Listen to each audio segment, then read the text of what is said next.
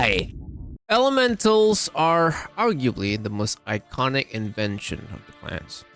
These human-sized, powerful, and durable machines are capable of taking down even the largest mechs, with sufficient effort and numbers, of course.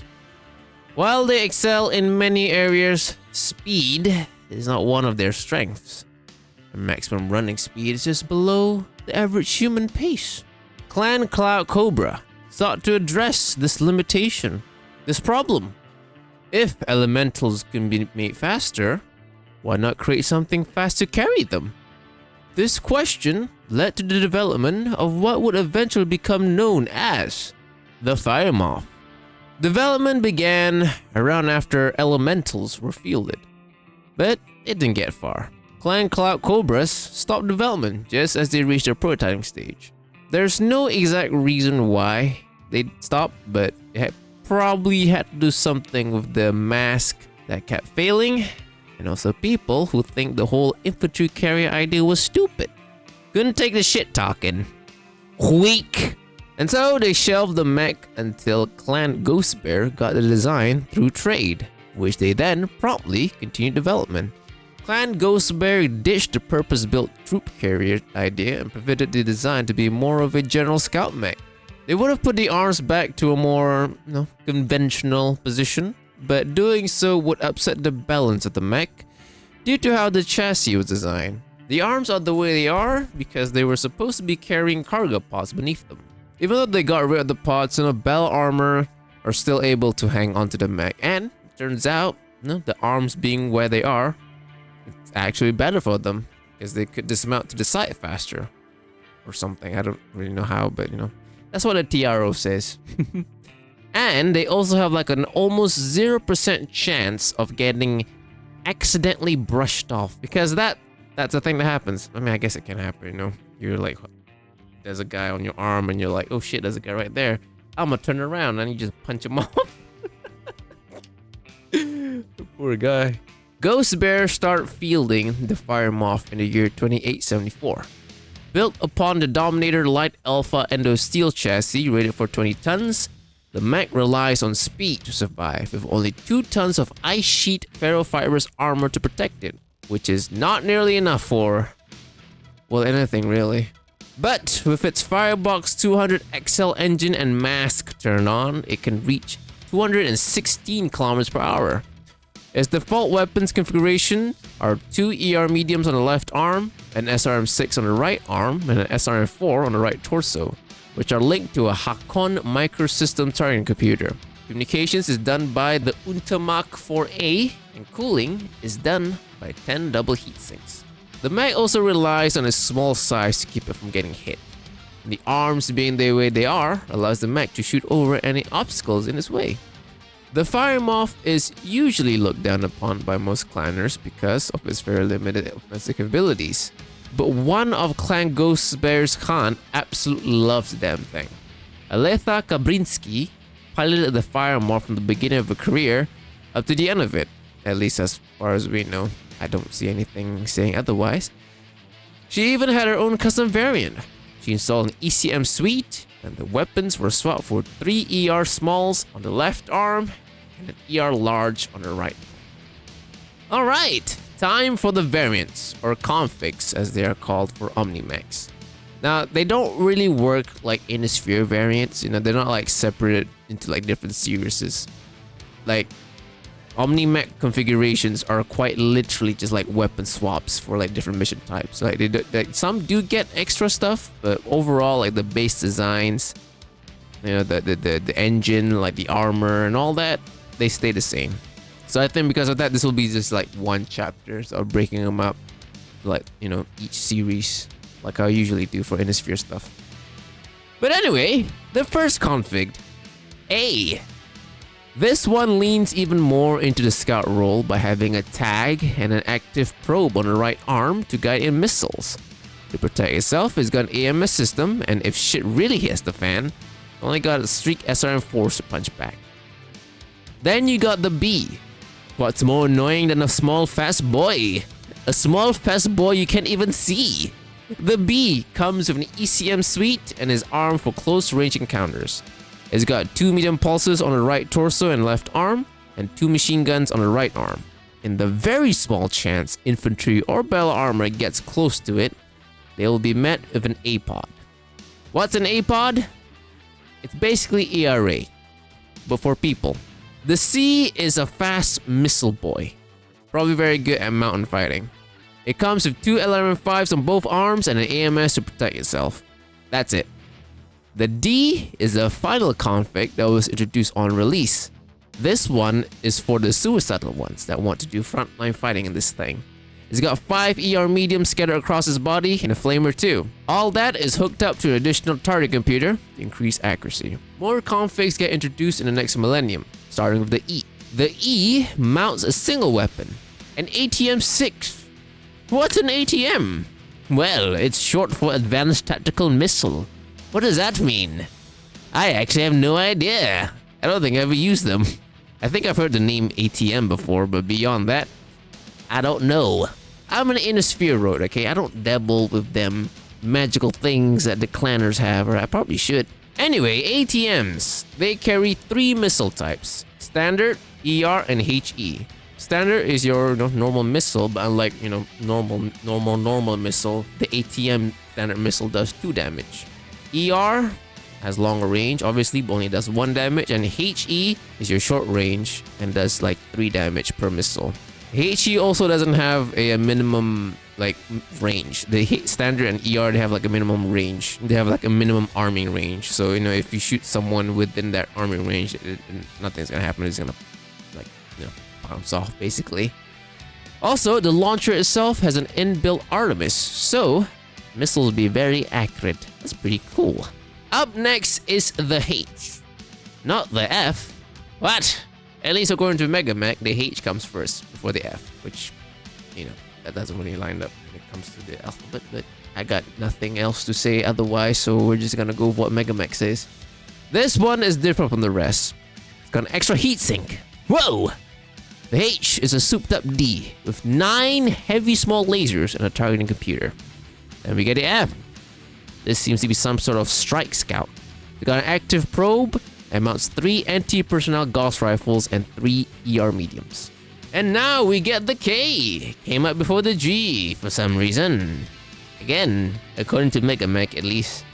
This one is strictly for anti-infantry purposes. It carries 2 light machine gun arrays, 3 in each array, a heavy medium, and has battle armor rated A-pods.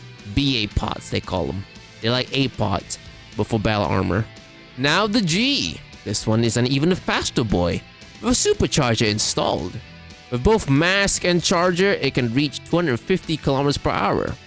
For weapons, it has 4 improved heavy medium lasers hooked up to an additional targeting computer. This one is a bit of a cooling problem, so a cooling pod was installed. Then we skip a bunch of letters and go straight to R. The R includes Innisphere equipment. This one's a mixed tech mech. It comes with a Clan ECM suite, an Innisphere C3 slave, a Clan ER small, 2 improved heavy mediums, an IS medium, and an IS M-pod. What's an M-pod? It's a really big A-pod that uses cluster LBX ammo. What's an LBX ammo? Mech-sized shotgun shells. The M is a combination of both ends of the range spectrum, with 4 ER smalls and an LRM-15. Then you got the P. This one has 12 micro pulses and a supercharger. A single P killed 80% of a planetary militia when the Rasalhic Dominion invaded Daev. The I is a long-range variant of an LRM-15 and an ER large and an improved heavy small laser. Then you got a T, which is another close-range configuration. It has 2 improved heavy mediums, an SRM-6, and improved one-shot Streak 4, and also comes with a supercharger, so you can close in a distance faster if you don't get shot and die. And the latest one is the J. These letters are just like everywhere, at least according to Megamech. This one carries 2 ER smalls, an ER pulse, and a plasma cannon. ER pulse? What? I thought X pulse is ER pulse, you may ask. Well, I got the answer for you right here. X pulse is the Innisphere's attempt to copy ER pulse. ER pulse is clan tech. They saw that and was like, hey, we need that. So they tried to make their own. It didn't really turn out to be the same, so they call it Expulse. But anyway, remember that P has said just now, the P that killed like 80% of like a planetary militia? Well, a pair of these J's, right, were backing that one up. The P took care of like the people, and the J's, they took out the vehicles. To the Innisphere, the fire moth is called the Dasher because it's fast as fuck, boy. The name was first coined by the Royal Kungsarmé of the Rosalhic Republic when they were getting invaded by Clan Ghostbear. During the initial encounter, the fire moth was an absolute menace to Innisphere mechs and vehicles, as it was just so quick. But to the clans, the fire moth is not that well liked. Most clans, I have to put a disclaimer here, that what I'm about to say is completely from the TRO pages, right? I have repeatedly say this, right? I'm not a clan guy. I've just never been it. I don't know why. I've just never been the clan guy, right? I know that they exist. I've known them for a long time that they exist. I'd just be like, oh, clan, cool, whatever. I don't care. I don't know why. Right, anyway, yeah. I'm not a clan guy, right? I don't know the specifics of how each clan views fighting, right? This is straight from the official text, okay? Anyway, clans don't bother with the fire moth, at least for frontline usage. Most of them. Most don't see the point of a relatively fragile mech that can't hold its own in a fight. The only clans are able to incorporate the fire moth into their frontline units are Clan Ghostbear, Clan Hell's Horses, and the Wolves in Exile. Hell's Horses even expanded the fire moth's infantry carrying capabilities by having them carry Protomech, which is like the clan version of a ultra light mech. To the other clans, the fire moth is only used for either training or relatively light combat roles such as battle armor carrying or as a fast scout. There are two roles that every clan could agree on to slap on this boy. The first one being a dueling mech, and the other one is for use by Solama units. Dueling because of his light weaponry, which apparently has a low chance of accident killing a pilot. The speed, which requires skill to operate and also to hit your opponents because, they'll be running around, so you gotta lead your shots or whatever to show off that you're a Hawkeye sniper, But anyway, Solama! What is a Solama, you may ask? Well, a Solama is when a clanner gets too old and hasn't died in combat yet. You see, clanners, right? They're very much a warrior society, so the whole going out blasting is like an expectation. Like that is what that's like what's supposed to happen in your life, right? If you get too old without getting blasted yet, then you get put in a Solama unit, and Solama units, they tend to do like head-on suicidal assaults. Planners, am I right? This guy here, David, he's still a cadet, but I think he's a future Solama. During his first mission, he actively looked to blast someone but couldn't find anybody. And he was also still squeaky clean by the end of the mission. So when a clanner graduates, right, they get sent on their first mission. And there's like two outcomes. 3.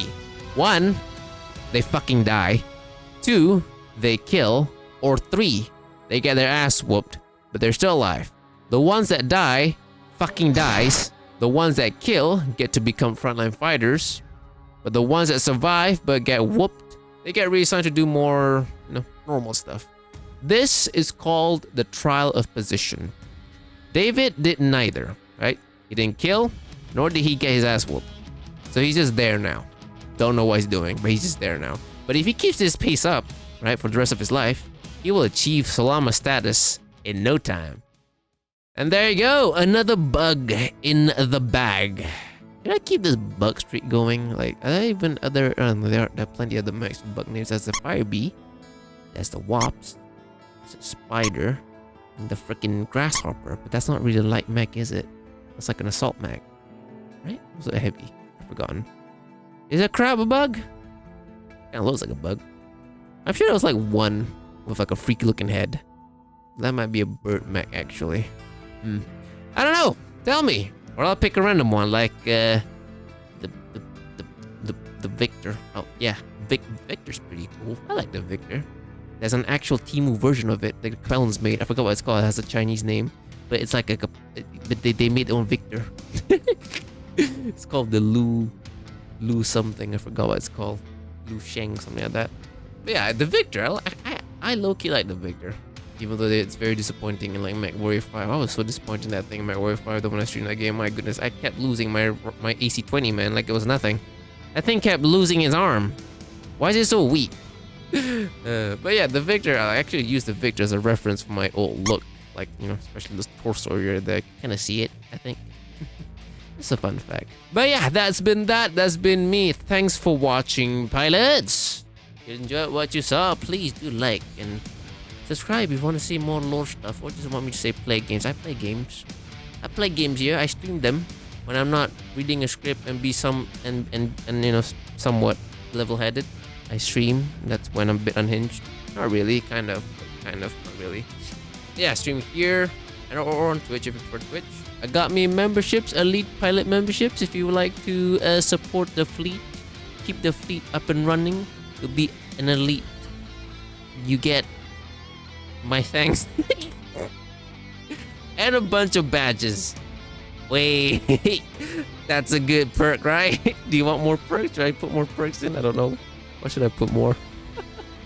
But yeah, that's been that. That's me, pilots. Until the next one, take care. And I'll see everybody then. Yeah. Bye-bye.